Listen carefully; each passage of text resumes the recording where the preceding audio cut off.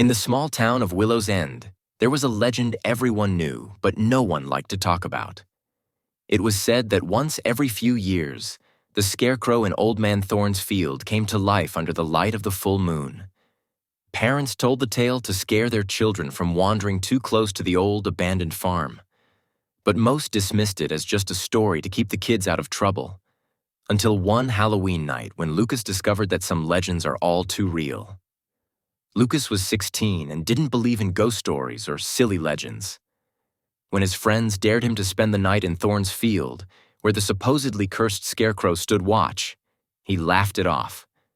"Piece of cake," he said, shaking off their warnings. "It's just an old scarecrow. What's the worst that could happen?" With a flashlight in hand and his backpack slung over his shoulder, Lucas made his way to the edge of town.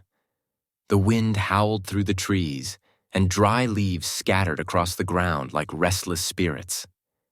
As he approached Old Man Thorne's farm, the towering figure of the scarecrow came into view. It stood alone in the middle of the field, silhouetted against the rising full moon. The scarecrow was grotesque. Its head was a burlap sack, stitched together with crude thread, with large, hollow eyes and a twisted, painted-on grin that sent a chill down Lucas's spine. Its body was made of old, rotting straw stuffed into a tattered plaid shirt and overalls, and its arms were outstretched, as if waiting to embrace the night. He set up his little campsite near the edge of the field, keeping a safe distance from the scarecrow. His friends had promised to check on him in the morning, but they never really expected him to go through with it. Lucas was determined to prove them wrong. Hours passed, and as midnight approached, the wind began to pick up, rattling the trees and sending gusts across the field. Lucas huddled in his sleeping bag, trying to shake off the eerie feeling that had settled over him. It was just a scarecrow, he reminded himself. But then, something strange happened. A soft, creaking sound echoed through the field, like the groaning of wood under pressure. Lucas sat up, shining his flashlight toward the scarecrow.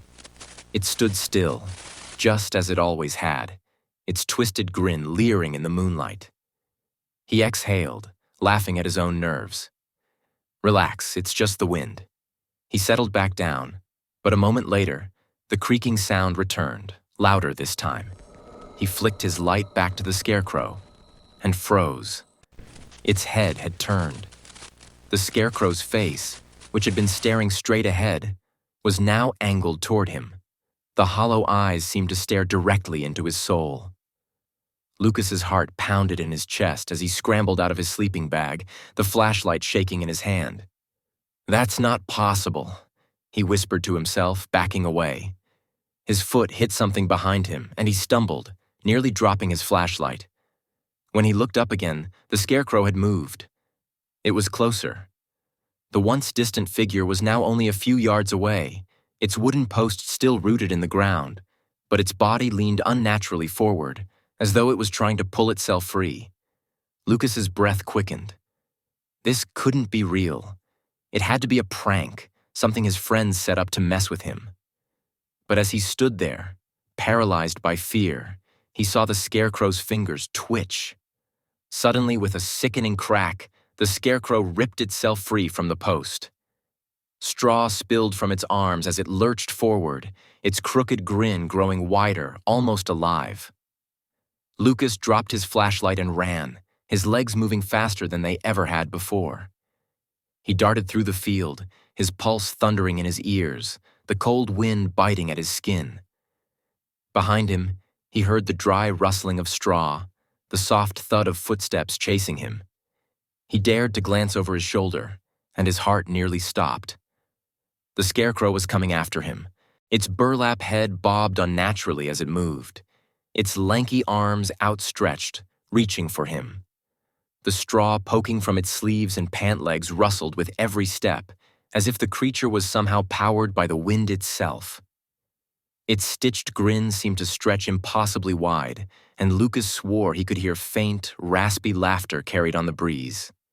He stumbled as he reached the edge of the field, but before he could make it to the safety of the trees, something cold and rough grabbed his ankle. Lucas cried out, kicking wildly, but the scarecrow's grip was strong. It dragged him backward, its empty eyes locked on him with a hunger that made his skin crawl. "No, let me go," Lucas screamed, clawing at the ground. The scarecrow yanked him closer, pulling him into the center of the field where the post it had once stood on jutted from the earth. He struggled, kicking and thrashing, but the creature was too strong. It lifted him off the ground with an unnatural strength, its hollow eyes gleaming in the moonlight. "You'll make a fine replacement," it whispered in a voice like wind through dry leaves. "I've been waiting for someone. Like you." Lucas felt his limbs go cold, his strength draining as the scarecrow lifted him higher. Straw began to wind around his wrists, his ankles, wrapping him tightly.